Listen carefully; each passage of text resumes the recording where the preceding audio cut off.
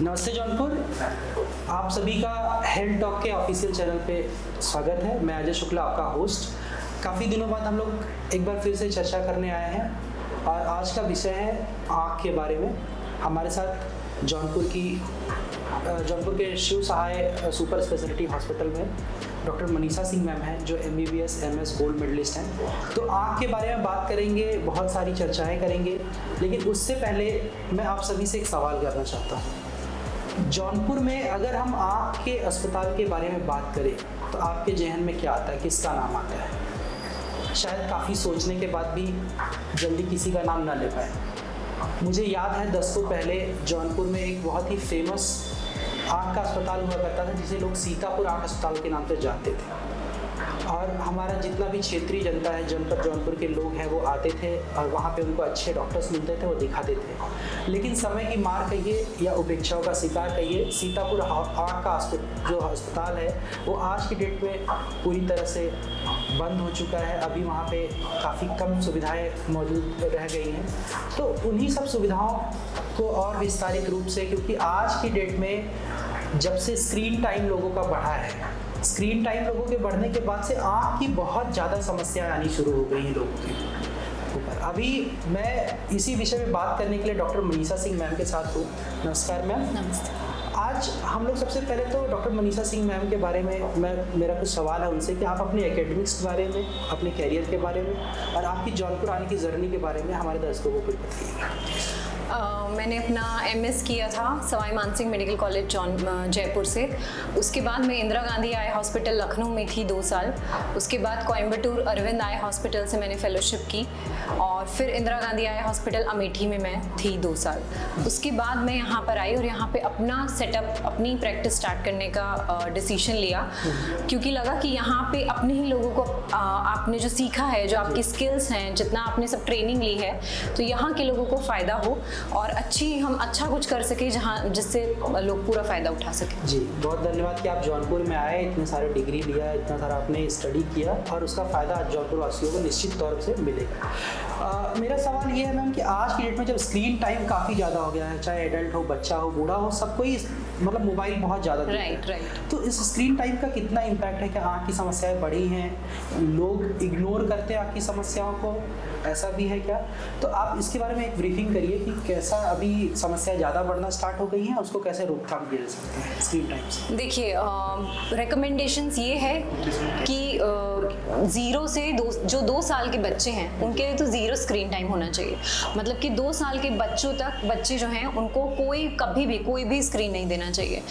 और 2 साल के बाद भी जैसे बहुत कम 10 मिनट्स 15 मिनट्स। और अगर बच्चा मतलब ऐसा है कि जैसे खुद मेरी डॉटर है 3 इयर्स की है, अभी तक हमने उसको कभी फ़ोन नहीं दिखाया, लाइक 0 स्क्रीन टाइम है अभी भी।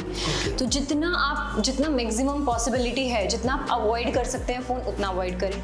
जब बड़े हो जाते हैं बच्चे और आजकल ऑनलाइन क्लासेस और ऑनलाइन वीडियोस की ये पढ़ने के लिए ये देखना है, उन सब का बहुत है। अगर वो ये है कि अनअवॉइडेबल है, आपको देखना ही पड़ेगा, या जो बड़े लोग हैं जैसे जिनको ऑफिस वर्क है, 8-8 10-10 घंटे कंप्यूटर पे काम करते हैं, तो उनके लिए आप ये कर सकते हैं कि जैसे हम 20-20-20 रूल बताते हैं जिनको फॉलो करना है, लाइक हर 20 मिनट के बाद फॉर 20 सेकेंड्स आपको दूर देखना है। आइडियली हम बोलते हैं 20 फीट दूर देखना है, लेकिन जिस भी रूम में आप बैठे हैं उसकी जितनी मैक्सिमम दूरी है आप उतना दूर देखें। हर 20 मिनट के बाद हर 20 सेकेंड के लिए आपको ये करना है।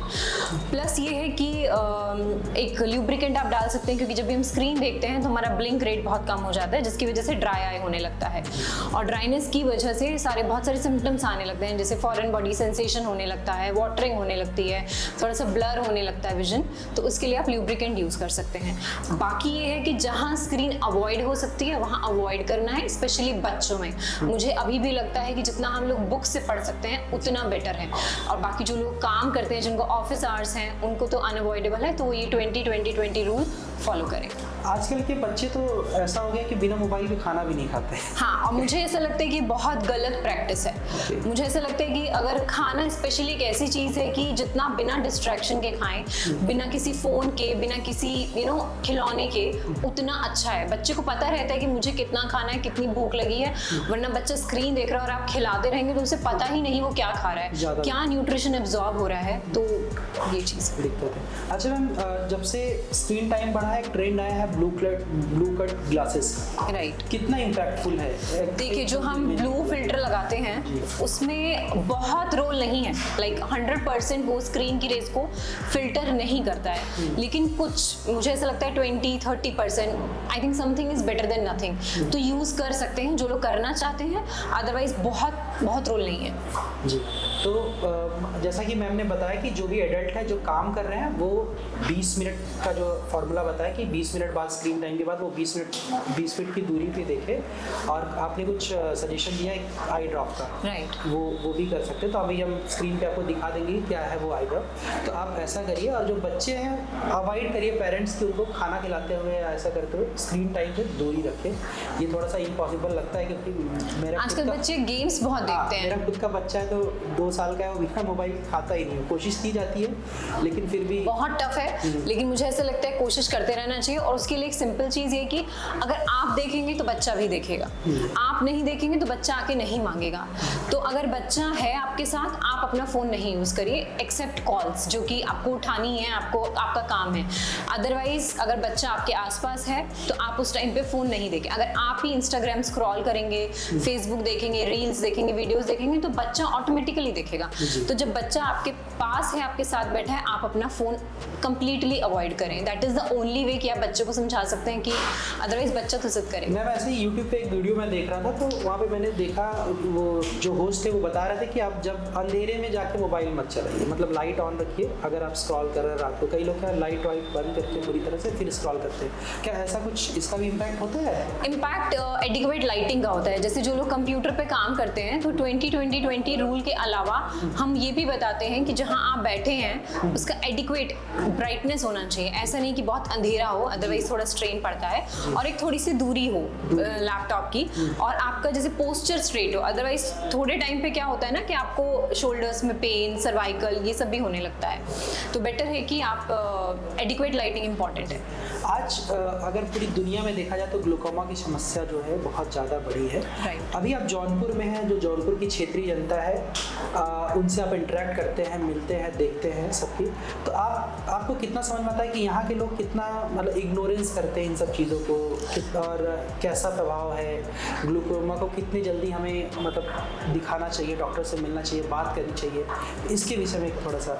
इग्नोरेंस ये है कि रूटीन चेकअप नहीं कराते हैं अनटिल एंड अनलेस, जब तक प्रॉब्लम बहुत बढ़ ना जाए कभी भी रूटीन चेकअप नहीं कराएंगे कि साल में एक बार हमें अपनी आंखें चेक करानी है, कभी मोतियाबिंद तो नहीं है कुछ। तो मुझे लगता है कि साल में एक बार, स्पेशली 40 के ऊपर, अपना साल में एक बार रूटीन चेकअप हमें ज़रूर कराना चाहिए। बहुत सारी चीज़ें रूटीन चेकअप में पकड़ में आ जाती हैं, क्योंकि ग्लूकोमा एक ऐसी चीज़ है कि कभी कभी तो लोगों में सिम्टम आते हैं, कभी कभी कुछ लोगों में कोई सिम्टम नहीं आता, जब तक कि वो एडवांस स्टेज में ना पहुंच जाए। तो एडवांस स्टेज में पहुंचने के बाद बहुत कुछ नहीं किया जा सकता। ग्लूकोमा अवेयरनेस, जब भी मेरे पास कोई पेशेंट आता है और मैं बोलती हूँ ग्लूकोमा है, तो उनको मैं बहुत समझाती हूँ कि ये क्या बीमारी है और आपको क्या इसका ट्रीटमेंट जीवन भर चलेगा। तो मुझे लगता है रूटीन चेकअप का बहुत इंपॉर्टेंस है। सेकेंड चीज़, अगर आपका ग्लूकोमा डायग्नोज हो गया है तो जो भी ट्रीटमेंट, जो भी ड्रॉप्स आपके डॉक्टर ने स्टार्ट की है, आपको वो डालनी है। और हर जब भी आपके डॉक्टर्स ने बुलाया है 3 मंथ्स पे, 6 मंथ्स पे, जब भी आपको बुलाया, आपको जाके स्पेशली दिखाना है कि आपका आँख का प्रेशर कितना चल रहा है। जी। तो इसमें जैसे क्योंकि वृद्ध लोग हैं, उनके जो गार्जियंस हैं, उनका भी रोल होता है इग्नोर करने में, क्योंकि वो भी समय नहीं देते उन सब चीज़ों को। राइट। तो कहीं ना कहीं समय देना चाहिए अपने जो भी बुजुर्ग हैं, बिल्कुल दिखाना चाहिए। बिल्कुल अपने पेरेंट्स को, अपने ग्रैंड पेरेंट्स को, सबको लाके एक बार फाइनेंशियल प्रॉब्लम्स हो, चीज़ें हैं, लेकिन आपको जो बहुत लोग टालते रहते हैं। इवन मोतियाबिंद में भी बहुत सारे लोग तब आएंगे जब वो पक चुका होगा, एकदम सफ़ेद, कुछ नहीं दिखता होगा, तब आएंगे, क्योंकि उनको दिख तो कम रहा है साल भर से, लेकिन वो क्या है कि अवॉइड किए जा रहे हैं कि आज जाएंगे, कल जाएंगे, या इग्नोर कर देते हैं। लेकिन जब तक पूरी रोशनी नहीं, ऐसा हो जाता है कि अब कुछ नहीं दिख रहा है, तब वो आते हैं। अच्छा, मोतियाबिंद अगर अपने एक्सट्रीम केस पे है सपोज करिए, तो क्या उसके ऑपरेशन के बाद आई साइट नॉर्मल हो सकती है? डिपेंड करता है। अगर मोतियाबिंद पक गया है तो पीछे पर्दा कैसा है उस पर बहुत निर्भर करता है, पर्दे की नस कैसी है। मोतियाबिंद पक जाता है तो पीछे पर्दा नहीं दिखाई देता है, तो कुछ भी बताना कि पर्दा कैसा है वो ऑपरेशन के बाद ही कंफर्म हो पाता है कि पर्दा ठीक है, रोशनी आई है। लेकिन पकाने से क्या होता है कि आसपास के जितने भी जोन्यूल्स हैं जो उसको पकड़े रहते हैं, जो जिस पे हम लेंस रखते हैं, वो भी वीक हो जाता है। दूसरी बात ये है कि मोतियाबिंद पकने के बाद फट के समलबाई ग्लॉकोमा कर सकते हैं आँख में, तो पकाना तो नहीं है। अभी अगर रेशियो देखा जाए तो भारतवर्ष में ये समझ में आ रहा है कि आँख के प्रॉब्लम्स बढ़ते चले जा रहे हैं। तो आपके हिसाब से एज अ आई डॉक्टर आपका क्या मतलब ये है कि क्यों बढ़ रहा है, ऐसा क्यों हो रहा है? कैसे आँख के जैसे मैं जो रूटीनली देखती हूँ, राइट, मेरा ये है कि जैसे एलर्जी बहुत देखते हैं, तो मुझे लगता है कि पोल्यूशन का बहुत रोल है इन सब चीज़ों में। सेकेंड चीज़ एक्सेसिव स्क्रीन टाइम, एसी में रहना, ये सब चीज़ें और उसको एग्रवेट कर देती हैं, जैसे ड्राई आइज को। तो मुझे लगता है कि जैसे अभी कोविड आया था, तो कोविड में ये हुआ कि लॉकडाउन हो गया और सब लोग घर में रहने लगे। उस समय पे स्क्रीन टाइम बहुत बढ़ गया, बच्चों का भी बड़ों का भी, क्योंकि कोई और ऑप्शन नहीं था, बच्चे बाहर जाके खेलते नहीं थे। इन सब चीज़ों की वजह से एकदम जो नंबर है बच्चों का, चश्मे का नंबर, वो ऑल ऑफ अ सडन ऐसा हुआ कि बहुत सारे बच्चों का चश्मे का नंबर आ गया। तो मुझे लगता है स्क्रीन का बहुत रोल है। पहले के लोग बोलते थे कि हरी चीज़ों को देखना, जैसे सावन में जब पूरा हरियाली हो तो उसको देखने से आंखों की रोशनी अच्छी होती है, क्या ऐसा कुछ? नहीं, ऐसा कुछ भी हरा देखने से आंखों की रोशनी अच्छी नहीं होती है। लेकिन हाँ, विटामिन ए रिच डाइट ज़रूर लेना चाहिए, वो आंखों के लिए अच्छी होती है। कुछ हमारे किचन में जो जनरल चीज़ें उसमें जिसमें विटामिन ए होगा, हाँ, जैसे कि पपाया, पपीता है, अभी गर्मियाँ आ रही हैं, आम है, पालक है, स्वीट पोटैटो हम जिसको शकरकंदी बोलते हैं, ये है। इन सारी चीज़ों में विटामिन ए है, ये सब खाएं। गाजर है, ये सब चीज़ें खाने से आंखों को बेनिफिट्स होते हैं। लेकिन ऐसा नहीं है किसी का नंबर का, चश्मे का नंबर बहुत ज़्यादा है, -3 -4, तो गाजर पालक खाने से चश्मे का नंबर हट जाएगा, वो नहीं होता है। लेकिन ये स्टार्टिंग से आपको अपने बच्चे को खिलाना चाहिए। अच्छा, अगर हम बात करें इनिशियल डेज की, जब हमारी आई साइट थोड़ी थोड़ी कमज़ोर होने लगती है, अगर हम चेकअप कराते हैं, तो क्या उसको अच्छे डाइट से, अच्छे अपने वर्कआउट से क्या उसको सही किया जा सकता है? अगर चश्मे का नंबर आ जाता है तो उसको आप एकदम ज़ीरो नहीं कर सकते हैं। चश्मे का नंबर आता है तो आपको वो लगाना ही पड़ता है। उसका एकमात्र सोल्यूशन है, जैसे कुछ लोग आते हैं तो बोलते हैं हम चश्मा, वो थोड़ा सा रेजिस्टेंस होता है उनमें, एक हेजिटेशन है कि हमें चश्मा नहीं पहनना या अपने बच्चे को नहीं पहनाना। एक अभी भी कहीं ना कहीं सोशल स्टिग्मा है, कुछ लोगों में है, चश्मा लगा लेंगे कैसे दिखेंगे, ये सब चीज़ है। लेकिन चश्मा का नंबर अगर आ जाता है तो उसका एकमात्र यही है कि आपको चश्मा लगाना है। कोई भी नंबर ऐसा नहीं है कि -2 -3, कोई भी एक्सरसाइज से, किसी भी चीज़ से वो नंबर 0 हो जाए। हाँ, लेकिन अगर आप उसको चश्मा पहनते हैं, स्क्रीन कम देखते हैं, तो हो सकता है आप उसको आगे फर्दर बढ़ाने से थोड़ा कंट्रोल कर पाएँ। अभी देखा जाए काफ़ी लोग अंधे हैं पूरे, जो बचपन से ही जिन्होंने देखा नहीं है, तो इसमें आई डोनेशन का कितना इम्पैक्ट होता है? और आई डोनेशन से जो अभी एक स्टिग्मा जैसे है कि हम बॉडी, जब आदमी एक्सपायर करता है तो वो देना नहीं चाहता, कोई भी मतलब बॉडी डोनेट नहीं करना चाहता। एक तो जो यहाँ पे इंडिया में है कुछ ना कुछ ऐसी चीज़ें मन में रहता है कि मैं दान करूँ, वो कैसे करूँ। तो जो नेत्रदान का है, आई डोनेशन का, उसमें जो ट्रांसप्लांट होता है वो सिर्फ कॉर्निया का होता है। जो हमारी आउटर मोस्ट लेयर होती है कॉर्निया, सिर्फ वो ट्रांसप्लांट की जाती है। तो उसमें ये है कि जैसे कुछ लोग जो जन्म से है, जिनको कोई कंजेनाइटल या जेनेटिक डिजीज है, किसी का पर्दा खराब है, उसमें तो उतना रोल नहीं है। लेकिन जिनका कॉर्निया खराब है, जैसे सब ठीक है पेशेंट का, लेकिन उनकी पुतली खराब है, पुतली पे सफ़ेदी है किसी कारण से और इन्फेक्शन हो गया तो सफ़ेदी आ गई, उसमें कॉर्निया ट्रांसप्लांट अगर हो जाता है तो बहुत अच्छे से रोशनी भर सकती है। तो आई डोनेशन का बहुत रोल है। कभी कभी एक कॉर्निया से 2-3 ऑपरेशन हो जाते हैं कॉर्निया ट्रांसप्लांट के। तो आप बहुत सारे लोगों को नेत्रदान, मतलब एक आंखों की रोशनी दे सकते हैं। तो मतलब हर टाइप के जो ब्लाइंडनेस है वो आई डोनेशन से नहीं, हर टाइप के ब्लाइंडनेस नहीं करेक्ट होते, कुछ मतलब सिर्फ कॉर्निया वाले। अगर पर्दे में कुछ खराबी है या पर्दे की नस में खराबी है तो कॉर्निया सिर्फ वो आई डोनेशन से वो नहीं ठीक होता है। जौनपुर जैसा शहर जो है, जहाँ पे आपने एक बहुत ही एडवांस लेवल का ये पूरा सेटअप किया, मैंने तो आपका पूरा हॉस्पिटल देखा है, बहुत ही बेहतर लेवल का। तो जौनपुर के लिए कैसे ये इम्पैक्टफुल है, लोगों को आना चाहिए? आप एक छोटी सी ब्रीफिंग अपने अस्पताल के बारे में करिए, जो भी आपके मतलब फैसिलिटीज़ हैं उसके बारे में। राइट, तो हमारे हॉस्पिटल में सारी जितनी भी टॉप मशीन्स हैं जितनी भी आप स्लिट लैम्प है या कोई भी मशीन है वो सारी टॉप क्लास है। जो सर्जरी भी होती है वो चीरे वाली नहीं होती, जो मोतियाबिंद वाली सर्जरी है फेको से होता है, मशीन से होता है, और मशीन भी वो सबसे अच्छी है। तो आप खुद ऑपरेशन यही भी आपका? जी, हमारा मॉड्यूलर ऑपरेशन थिएटर है, ऑपरेशन थिएटर भी पूरा मॉड्यूलर है। तो हाइजीन को लेकर के कोई बहुत हाइजीन को लेके एकदम बहुत स्ट्रिक्ट प्रिकॉशन जो है वो हाइजीन। बिल्कुल इसीलिए ऑपरेशन थिएटर भी मॉड्यूलर बनवाया गया है, क्योंकि वो उसमें हाइजीन अपने आप बहुत अच्छा रहता है। और बाकी सारी मतलब जितना भी स्टरलाइजेशन है, जितनी भी चीज़ें, उन सबको लेके बहुत स्ट्रिक्ट रूल्स हैं। कुछ ऐसी बात जो आप खुद से रखना चाहते हो, जनता को बताना चाहते हो कि आप ऐसे रहिए, इस तरीके से रहिए जिससे कि आपकी अपनी आँखों को भी अपने सेहत के साथ ध्यान दीजिए, उसके विषय में अगर कुछ आप ब्रीफ करना चाहते हैं? हाँ, 2-3 चीज़ें मैं बोलूँगी जो मैं रेगुलर बेसिस पे देखती हूँ कि अगर आपका बच्चा स्कूल जाता है और वो आके कंप्लेन करता है कि मुझे कम दिख रहा है या मुझे धुंधला दिख रहा है, मुझे ब्लैक बोर्ड पे साफ नहीं दिख रहा है, तो उसको लाइटली नहीं लें। क्योंकि मैंने देखा है कभी कभी पेरेंट्स बहुत टाइम बाद बच्चे को लेके आते हैं कि हाँ 4-5 महीने से बता रहा है लेकिन अब लेके आ रहे हैं। कभी क्योंकि बच्चों की आंखों का ये है कि कभी जैसे एक आंख की रोशनी कम है, एक आंख में ज़्यादा नंबर है, तो वो 7-8 साल की एज तक करेक्ट किया जा सकता है अगर आंख में एम्ब्लायोपिया हो जाता है।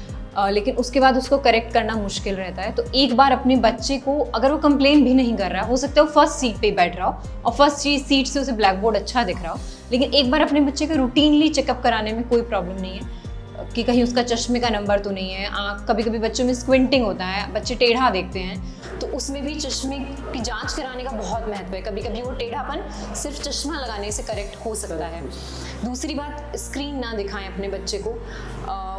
कोई भी नई इन्वेंशन आता है, मोबाइल है, बहुत कन्वीनियंट हो गया है बात करना, वीडियो कॉलिंग, ये सब, लेकिन उसके साथ अपने कुछ साइड इफ़ेक्ट्स भी आए हैं। जैसे कि हम लोग छोटे थे तो मोबाइल कुछ नहीं था, हम लोग सिर्फ बुक से पढ़ते थे, जो भी पढ़ना है बुक से, और खेलते थे। तो मुझे लगता है अभी भी वो सब फॉलो करना चाहिए कि फ़ोन, टीवी अगर देख भी रहे हैं तो बहुत कम दे, ये नहीं पूरा दिन टीवी चल रहा है।